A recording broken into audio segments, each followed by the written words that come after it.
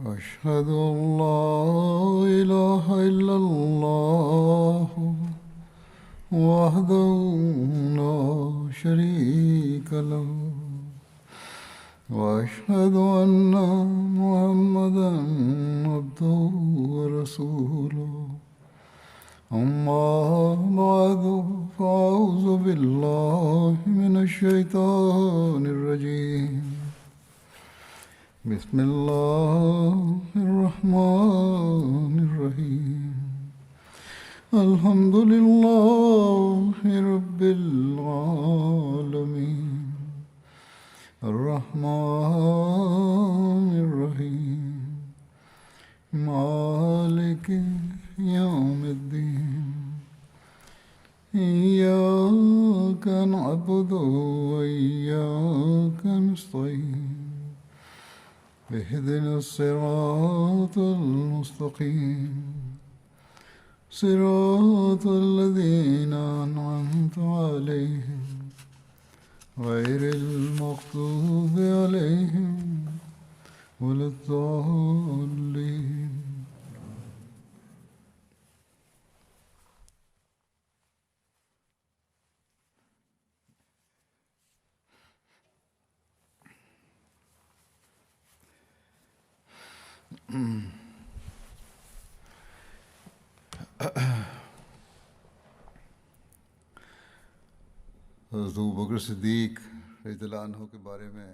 Dans mes précédents sermons, j'avais mentionné le califat d'Abu Bakr as-Siddiq radhiyallahu anhu et l'envoi de certaines expéditions.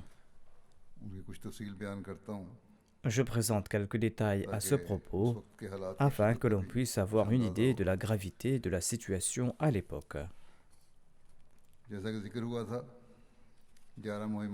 Comme mentionné auparavant, le califat Abu Bakr radhiyallahu anhu avait envoyé 11 expéditions. Voici les détails concernant la première expédition qui a été menée contre Tulayha bin Khuwaylid, Malik bin Nuwaira, Suja bint Harith, Moussalama le menteur, les différents rebelles apostats et faux prophètes.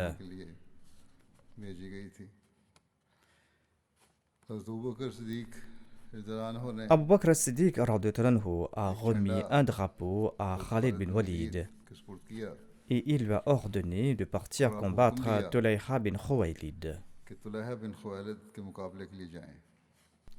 Après avoir combattu Tulayha, il devait partir combattre Malik bin Nuwaira à Bouta. Si ce dernier insiste à se battre, Khalid bin Walid doit le combattre.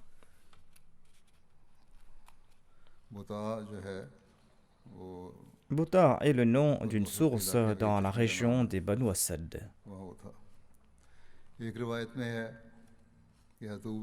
Selon un récit, Abu Bakr as-Siddiq a nommé Thabit bin Qais comme émir des Ansar et il l'a placé sous le commandement de Khalid bin Walid. Et il a ordonné à Khalid de partir combattre Tulayha et Uyayna bin Hisn. Ils étaient campés tout près d'une source des Banu Asad à Bouzakha. Lorsqu'Abu Bakr a confié le drapeau à Khalid bin Walid pour combattre les apostats, il a déclaré: j'ai entendu le saint prophète Mohammed lui affirmer que Khalid bin Walid est un très bon serviteur de Dieu, il est notre frère, et il est une de ces épées d'Allah qu'Allah a préparées contre les mécréants et les hypocrites.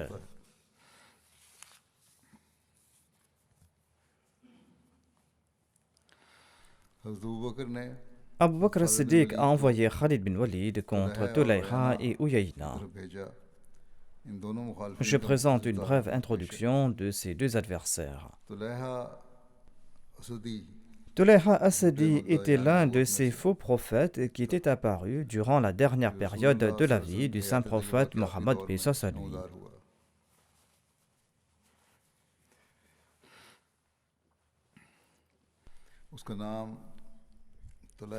Son nom était Tulayha bin Khuwaylid bin Nawfal bin Nazla Asadi.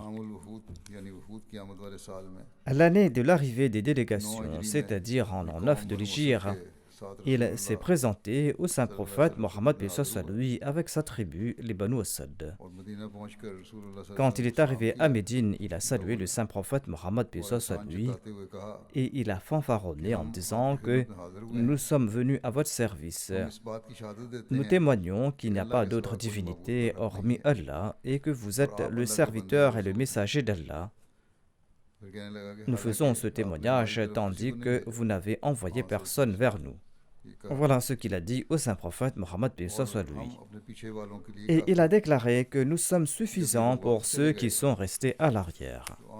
Lorsqu'ils sont retournés, Tulayha a apostasé au cours de la vie même du saint prophète Mohammed paix soit lui et il s'est proclamé prophète. Et il a fait de Samira sa base militaire.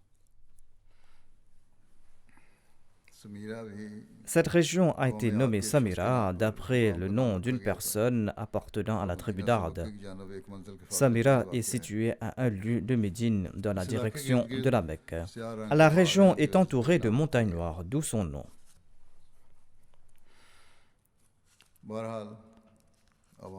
En tout cas, quand Tulayha s'est proclamé prophète, son peuple l'a soutenu. Et la première raison de l'égarement de sa tribu a survenu lorsqu'il était en voyage avec sa tribu. Quand l'eau a manqué, les gens avaient très soif. Et il a dit à ses partisans, prenez mon cheval Hilal et parcourez quelques kilomètres dans telle direction et là-bas vous allez trouver de l'eau. Ils ont suivi ces consignes et ils ont obtenu de l'eau. C'est pour cette raison que les villageois ont été victimes de sa tromperie. Il savait que l'eau était disponible là-bas et il les y a habilement envoyés. Et les incultes ont été victimes de sa ruse.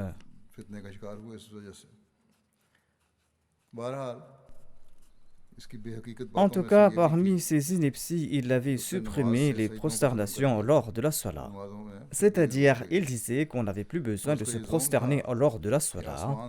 Et il disait recevoir des révélations du ciel. Et il avait l'habitude de présenter des phrases rythmées comme révélation. Selon l'histoire, à l'époque de l'ignorance, les devins avaient l'habitude d'intimider les gens en leur présentant des phrases rythmées. Tulayha était également un devin. Tulayha Asadi s'est fourvoyé. Son problème s'est aggravé et sa force a augmenté.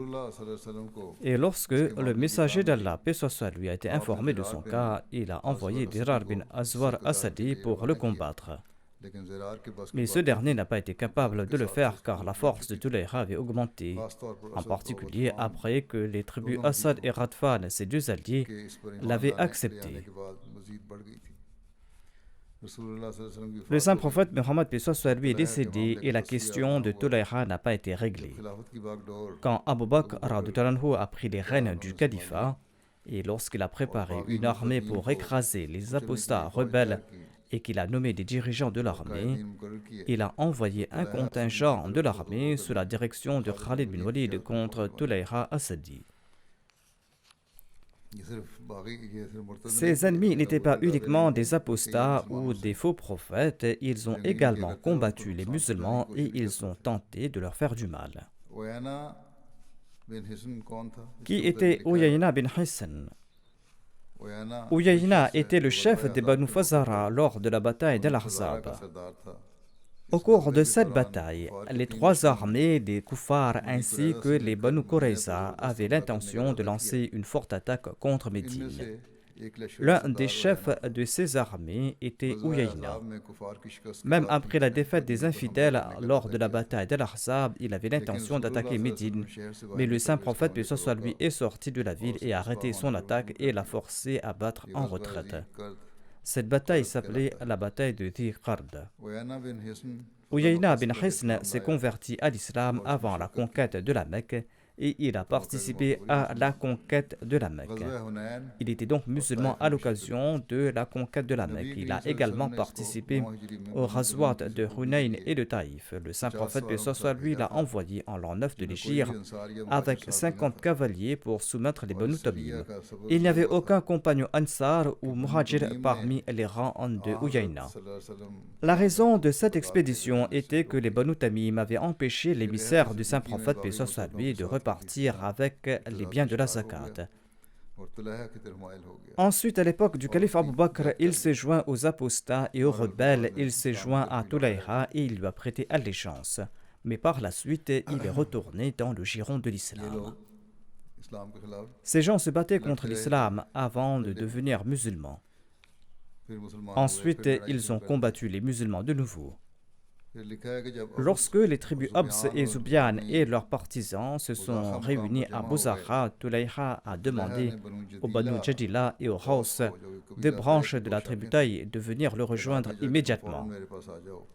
Certains membres de ces tribus se sont précipités vers lui et il a également ordonné à leur tribu de se joindre à eux. Ainsi, ces deux tribus sont venues soutenir Tulayha. Avant d'envoyer Khalid bin Walid de Dhul Qassa, Abu Bakr a dit ceci à Adi. Il lui a dit: pars vers ta tribu, c'est-à-dire la tribu de Taï, de peur qu'ils ne périssent, c'est-à-dire de peur qu'ils ne se battent contre les musulmans et ne périssent.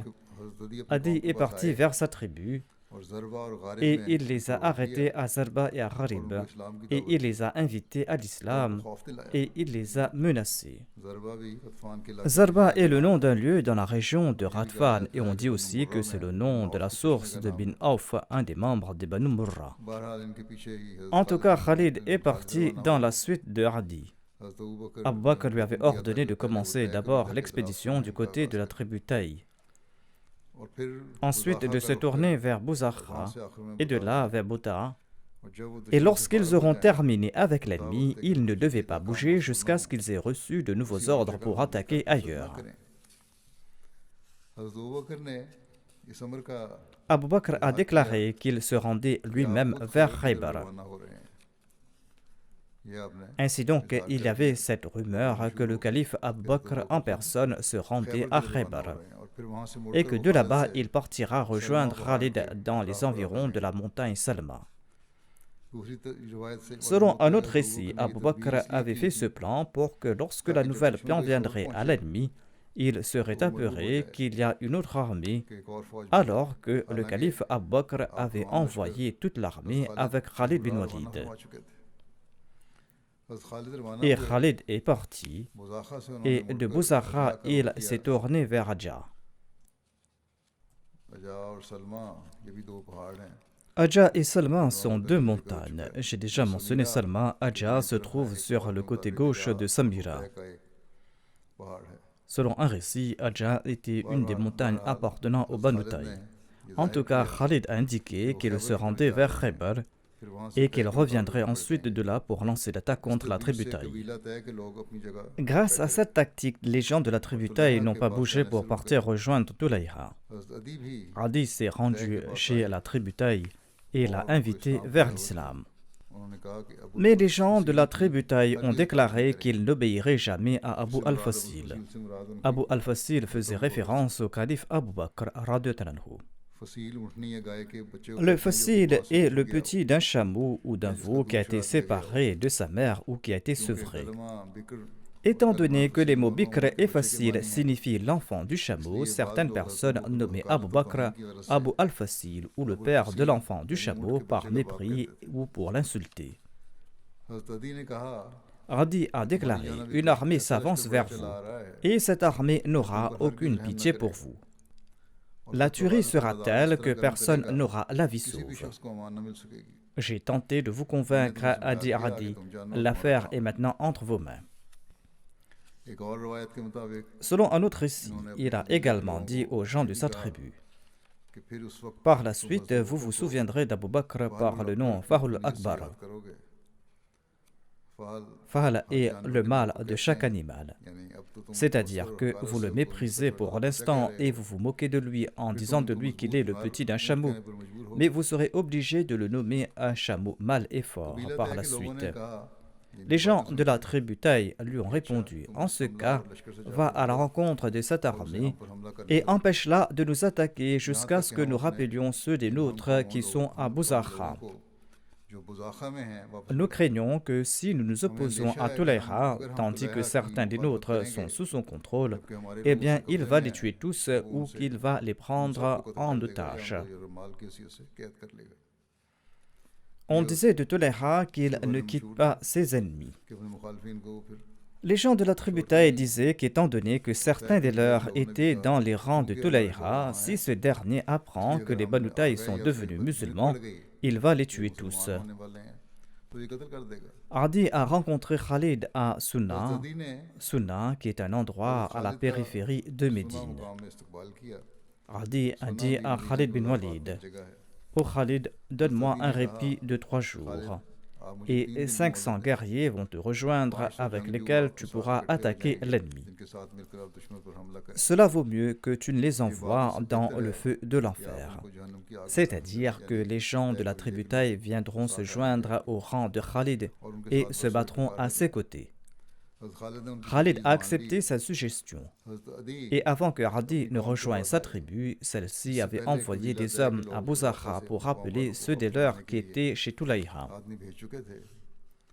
Les gens de la tribu ont envoyé un message à leurs hommes dans l'armée de Tulayha pour qu'ils reviennent immédiatement, parce que les musulmans avaient l'intention d'attaquer la tribu Taï avant d'attaquer l'armée de Tulayha. Ce stratagème a fonctionné. Et les membres de la tribu Taï sont retournés vers leur tribu pour les aider. S'il n'avait pas été ainsi, Tulayha et ses compagnons ne les auraient pas laissés en vie. Ensuite, Adi est revenu et a informé Khalid de la conversion de la tribu Taï à l'islam. Un écrivain a écrit que c'est une grande réussite de Adi d'avoir invité son peuple à rejoindre l'armée islamique. L'adhésion des Banu Taï à l'armée de Khalid a été la première défaite de l'ennemi, car la tribu Taï était l'une des tribus les plus fortes de la péninsule arabique. Les autres tribus appréciaient la tribu Banu Taï. Elles faisaient confiance à sa force, à son pouvoir, et elles la craignaient. Cette tribu était appréciée dans sa région, et elle dominait sa région. Et les tribus voisines tentaient de s'allier à elle. Ensuite, Khalid est parti de là vers Ansur avec l'intention de combattre la tribu Jadila. Ansur était le nom d'une source de la tribu Taï et une population vivait autour. Adi lui a dit que la tribu Taï ressemble à un oiseau et que la tribu de Jadila était l'un de ses 2 bras. Donne-moi quelques jours de répit, peut-être qu'Allah ramènera la tribu Jadila sur le droit chemin, à savoir qu'ils se réformeront sans qu'il n'y ait de bataille, tout comme il a fait sortir les Raus, la 2e branche de la tribu Taï, hors de la voie de l'égarement. Khalid a suivi son conseil. Adi est parti voir la tribu Jadila. Adi n'a cessé de parlementer avec eux jusqu'à ce qu'ils jurent allégeance à Adi, et celui-ci a annoncé la bonne nouvelle de leur conversion à l'islam à Khalid bin Walid. Ils se sont joints aux musulmans avec 1000 cavaliers de la tribu. Après la conversion de la tribu Taï à l'islam, Khalid bin Walid est parti combattre Tulayha à Sadi. Lorsque Khalid bin Walid s'est approché de l'ennemi, il a envoyé en éclaireur Ukasha bin Mahsin et Thabit bin Akram pour s'informer à propos de l'ennemi. Lorsqu'ils se sont approchés de l'ennemi, Tulayha et son frère Salma sont sortis pour s'informer de la situation. Salma n'a pas accordé du répit à Thabit et l'a tué. Lorsque Tulayha a constaté que son frère avait terminé son combat, il lui a demandé de l'aider pour combattre Ukasha bin Mahsin.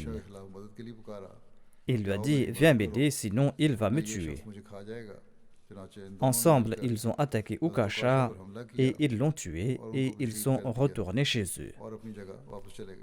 Selon un récit, Khalid avait envoyé Ukasha et Thabit Ansari pour s'informer de l'ennemi. Habal, le frère de Tulayha, les a rencontrés et tous deux ont tué Habal. Allah sait dans quelle mesure ce récit est vrai. Est-ce que Habal était prêt pour un combat et ils se sont battus et c'est là que Habal a été tué?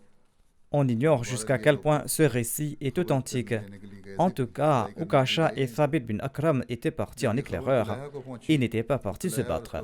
Lorsque Tulayha a reçu la nouvelle, lui et son frère Salman sont sortis. Tulayha a tué Ukasha et son frère a tué Thabit. Ensuite, tous deux sont retournés. Khalid a avancé avec son armée jusqu'à ce qu'il atteigne l'endroit où Thabit gisait mort. Personne n'était au courant qu'ils étaient morts jusqu'à ce qu'un cavalier marche sur Thabit. Les musulmans en étaient fort peinés. Et quand ils ont regardé attentivement, ils ont aussi découvert la dépouille de Ukasha bin Mahsin qui était tombé en martyr. Et les musulmans étaient davantage tristes et ils ont déclaré que 2 grands chefs et 2 grands cavaliers musulmans sont tombés en martyr. Voyant cette situation, Khalid a commencé à organiser l'armée pour la bataille et il est retourné vers la tribu Taï. Selon un récit, Adi bin Hatim a déclaré « J'ai envoyé un message à Khalid bin Walid lui demandant de venir me voir et de passer quelques jours avec moi. Je lui dis que j'envoie des hommes dans toutes les tribus de Taï et je vais rassembler pour vous beaucoup plus de troupes que les musulmans disposent maintenant avec vous. Ensuite, je vous accompagnerai contre votre ennemi. Venez donc avec moi. » Selon un récit, Khalid a campé à Ourak dans la région de Salma. Mais selon un autre récit, il avait campé à Adja.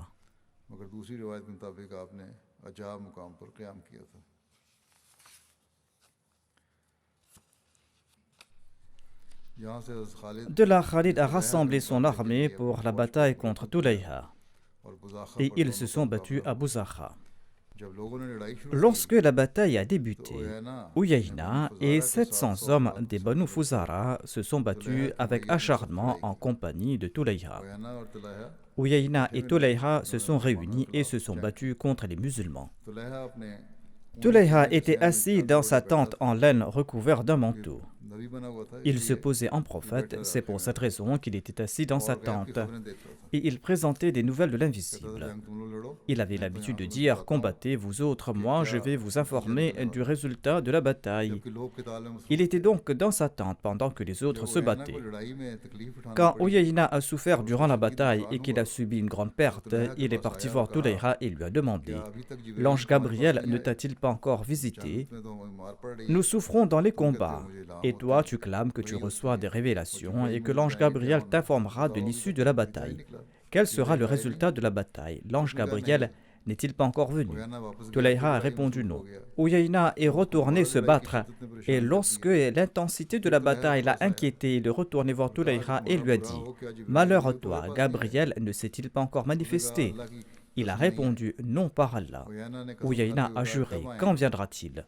Nous sommes sur le point de périr. » Et il est retourné sur le champ de bataille. Et il a commencé à se battre de nouveau.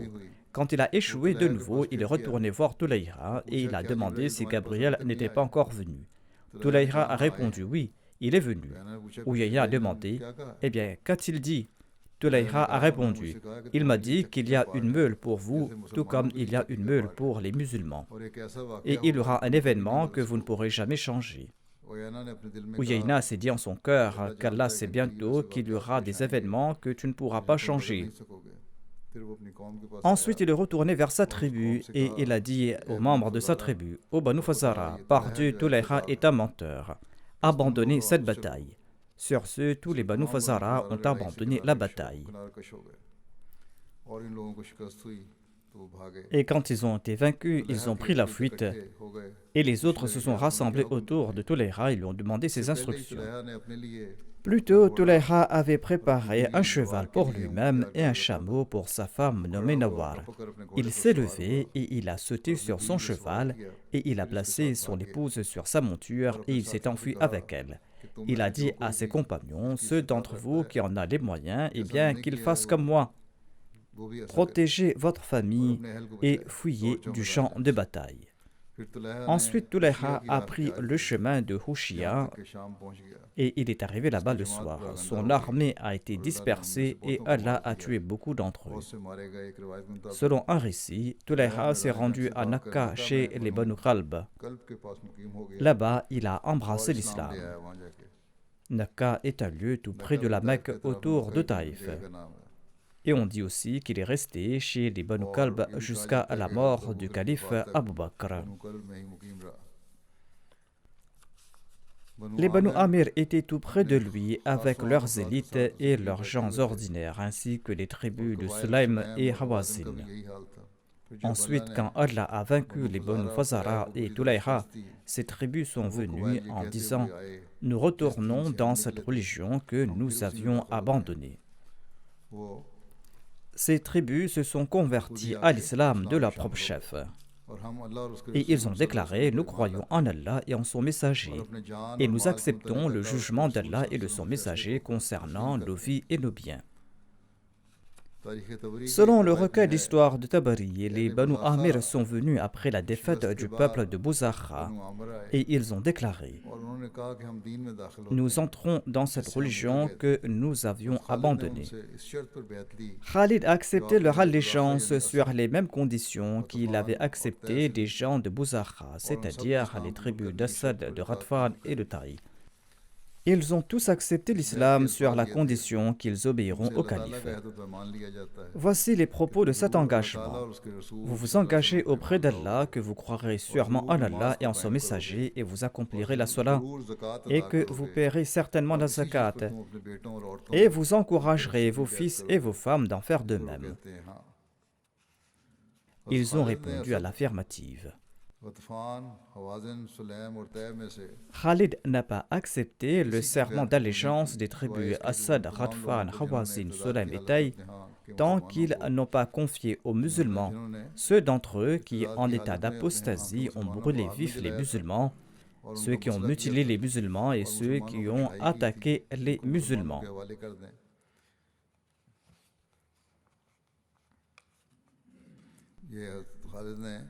Khalid a accepté leur allégeance à condition qu'ils lui livrent ceux qui ont fait du mal aux musulmans, ceux qui ont tué les musulmans, ceux qui ont incendié leurs maisons et les ont brûlés vifs et les ont mutilés. Khalid leur a dit « Remettez-nous tous ces gens-là et j'accepterai votre allégeance ». Tous ces coupables devaient lui être présentés avant qu'ils n'acceptent leur allégeance. Toutes ces tribus ont remis ces gens-là à Khalid et celui-ci a accepté leur serment d'allégeance. Par la suite, Khalid a coupé les membres de ceux qui opprimaient les musulmans et il les a jetés dans le feu. Comme je l'ai dit dans les précédents sermons, en guise de représailles, il leur a infligé les mêmes tourments qu'ils avaient fait subir aux musulmans.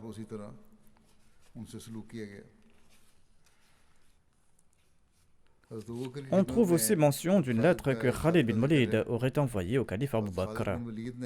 Khalid bin Walid a ligoté Qurra bin Huwayra et certains de ses compagnons et il les a envoyés avec d'autres prisonniers au calife Abu Bakr radhiyallahu anhu. Khalid a écrit ceci au calife Abu Bakr.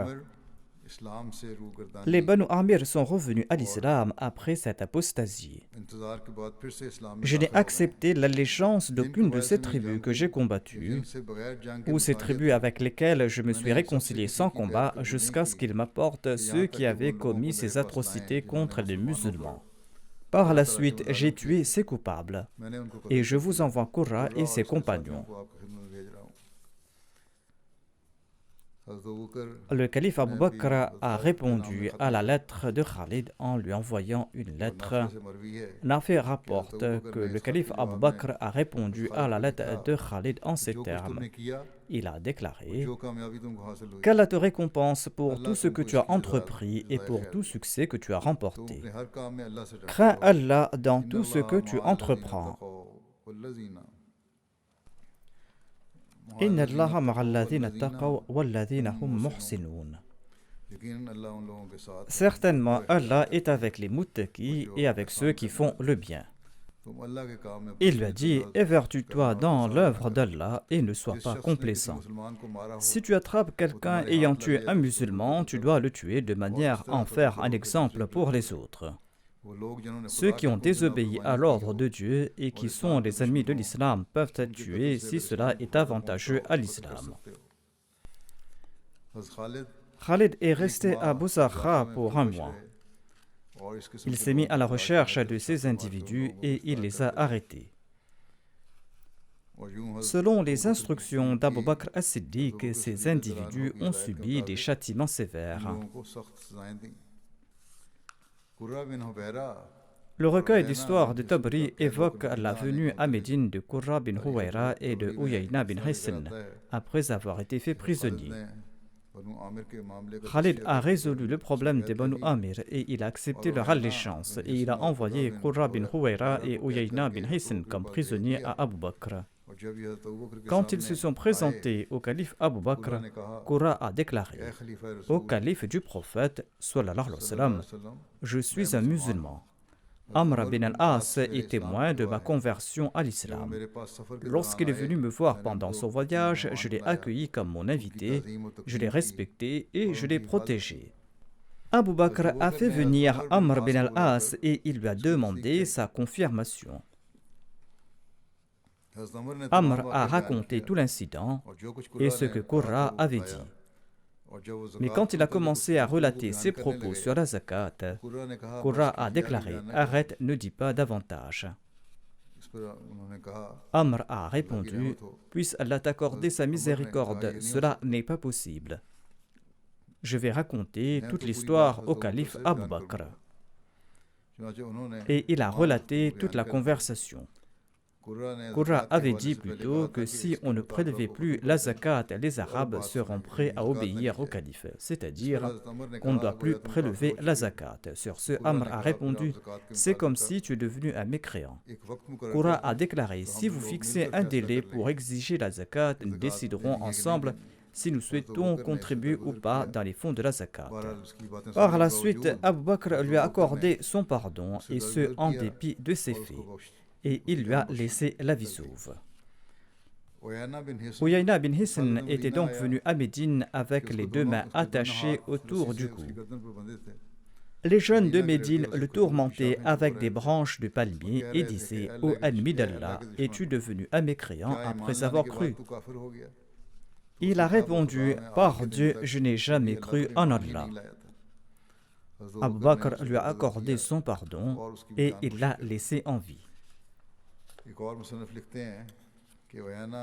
Un autre écrivain écrit que Uyayna a été présenté à Abu Bakr, le calife du prophète sallallahu alayhi wa sallam. Il a trouvé un moyen qu'il ne pouvait même pas imaginer pour se faire pardonner par le calife Abu Bakr radhiyallahu anhu. Abu Bakr radhiyallahu anhu a ordonné qu'on le délie et il lui a demandé de se repentir. Uyayna s'est repenti sincèrement et il a avoué ses erreurs et il s'est excusé et il s'est converti à l'islam et il est demeuré fermement attaché à l'islam.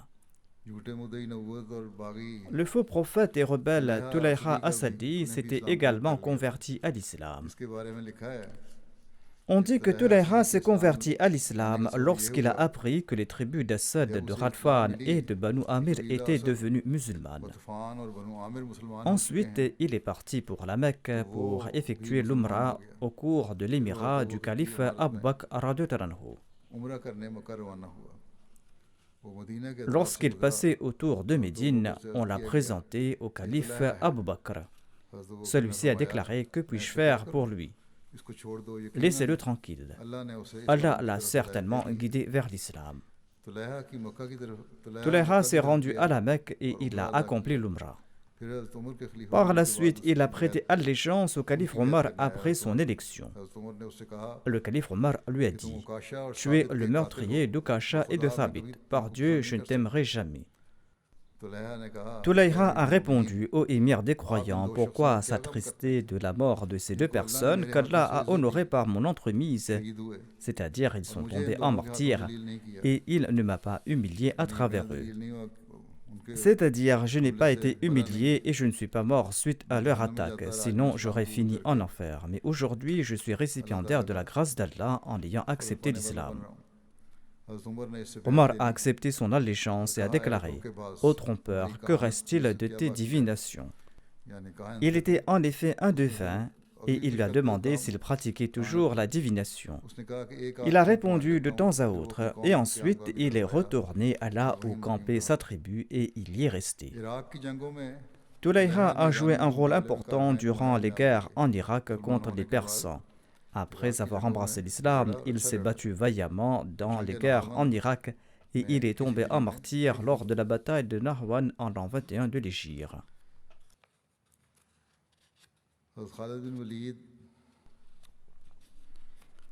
Khalid bin Walid est parti dans la zone de Zafar et il a lancé une attaque contre Zimal Salma bint Kirfa. Le nom de Zimal était Salma bint Malik bin Huzaifa et elle ressemblait à sa mère Kirfa bint Rabiya. À l'instar de sa mère, elle était honorée et renommée et elle disposait aussi d'un chameau appartenant à sa mère Kirfa. Voici les détails au sujet Kirfa. Son nom d'origine était Fatima bint Rabiya et elle était la chef de la tribu Banu Fazara. Elle était proverbiale pour sa force et ses mesures de sécurité. 50 épées étaient toujours accrochées dans sa maison à tout moment et 50 hommes avec des épées étaient toujours présents. Tous étaient ses fils et ses petits-fils. L'un de ses fils s'appelait Kirfa, suite à quoi son surnom était Kirfa. Son nom d'origine était Fatima bint Rabiya. Sa maison était située sur un coin de la vallée d'Al-Qura. Al-Qura qui se trouvait à 7 nuits de voyage de Médine. Une expédition a été menée contre Kirfa en l'an 6 de l'Hégire. L'une des raisons de cette expédition était qu'elle avait conspiré pour attaquer Médine et pour assassiner le saint prophète Mohammed soit lui. Un auteur écrit qu'une fois elle a préparé un détachement de 30 de ses fils et de ses petits-fils et leur a demandé d'envahir Médine et de tuer le saint prophète Mohammed soit lui.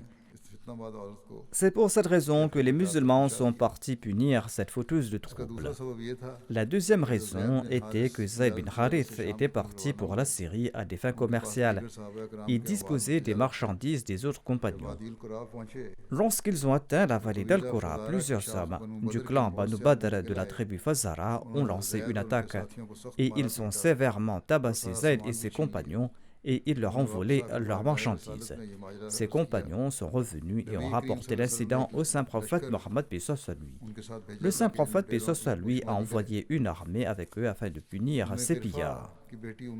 Voici l'histoire Zimal Salma, la fille Kirfa. Les tribus Radfan, Taï, Sulaim et Hawazin avaient été vaincues par Khalid bin Walid à Bozara. Ils ont pris la fuite pour se réfugier auprès de Zimal Salma bint Malik et ils ont promis qu'ils vont combattre les musulmans à ses côtés et qu'ils vont sacrifier leur vie en combattant les musulmans, mais qu'ils ne vont pas reculer. La tribu Radfan qui a été vaincue s'est rassemblée à Zafar. Zafar qui est situé sur le chemin entre Bassoura et Médine.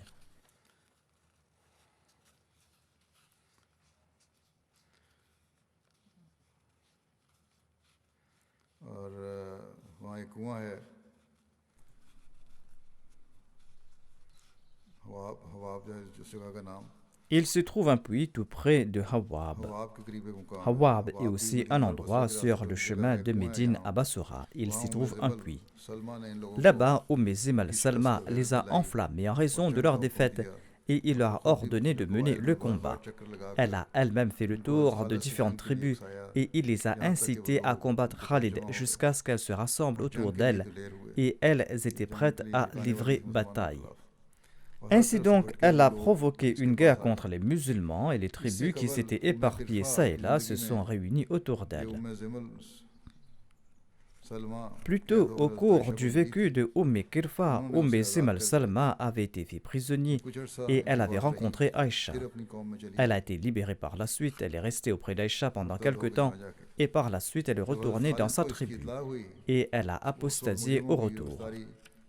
Lorsque Khalid a été informé à propos de ses campagnes, il était occupé par l'arrestation des criminels, par le paiement de la zakat, par l'invitation des gens vers l'islam et la consolation de différentes tribus. Khalid s'est préparé à livrer bataille contre Mezemal Salma, dont la puissance avait pris de l'ampleur et dont la situation s'était aggravée. Khalid s'est avancé pour la combattre avec ses troupes. Une bataille féroce a eu lieu et Mezemal, chevauchant le chameau de sa mère, attisait l'armée avec ses discours provocateurs. Les apostats combattaient avec une grande bravoure. Le chameau de Mezemal était entouré par 100 chameaux sur lesquels étaient montés de grands guerriers qui protégeaient Mezemal avec grand soin. La cavalerie musulmane a tenté à grands frais d'atteindre Mezemal, mais elle a été repoussée par ses gardes du corps. Après avoir tué une centaine d'hommes, les musulmans ont pu approcher le chameau de Mezemal. Là-bas, ils ont coupé les jarrets du chameau et ils ont tué Mezemal. Lorsque les compagnons Mezemal ont vu que son chameau était tombé et qu'elle a été tuée, ils ont perdu leur courage et ils ont pris la fuite du champ de bataille tout affolés. Ainsi, les feux de la sédition se sont calmés et l'apostasie et la rébellion dans cette partie nord-est de la péninsule arabique ont pris fin. Khalid a envoyé la bonne nouvelle de cette victoire à Abu Bakr.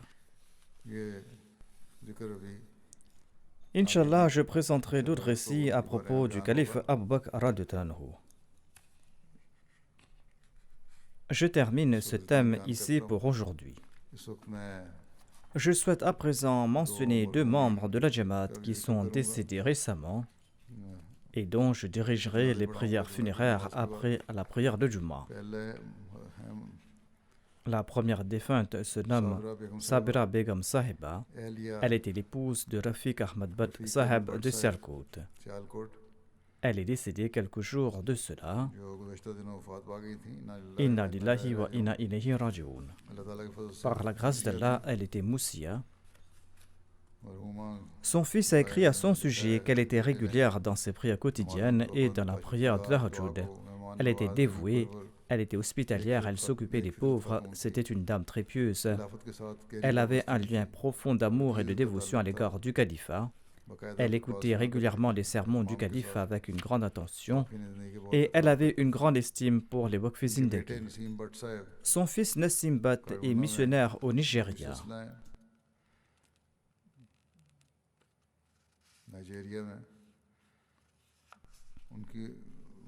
Étant donné qu'il est à pied d'œuvre sur le terrain, il n'a pas pu assister aux prières funéraires de sa mère et à son enterrement.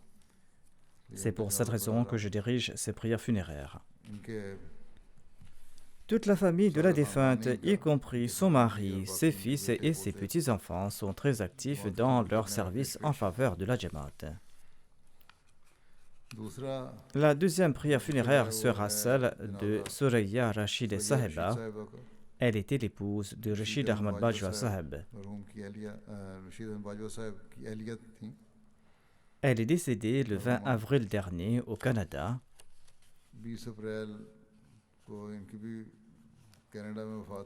Inna lillahi wa inna ilayhi raji'un. Elle était aussi une dame très pieuse et vertueuse. Elle était très dévouée et elle s'occupait des pauvres. Elle était très hospitalière et très amicale. Elle a servi pendant une longue période en tant que Sadal al-Lajna de sa localité. Elle a également eu l'occasion d'enseigner le Saint-Coran à de nombreux enfants. Afin de favoriser l'éducation et la formation morale de ses enfants, elle a vendu tous ses biens et a fait construire une maison à Rabwa. En fait, elle n'avait peut-être pas construit de maison à Rabwa, mais elle avait déménagé à Rabwa. Elle était Moussia par la grâce d'Allah.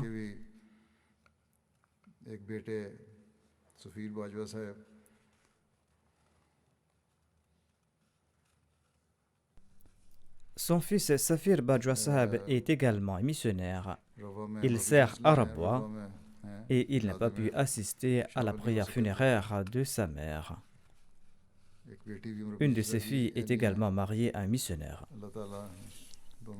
Qu'Allah accorde son pardon et sa miséricorde aux deux défuntes et qu'il permette à leurs enfants et à leurs descendants de perpétuer leurs bonnes œuvres.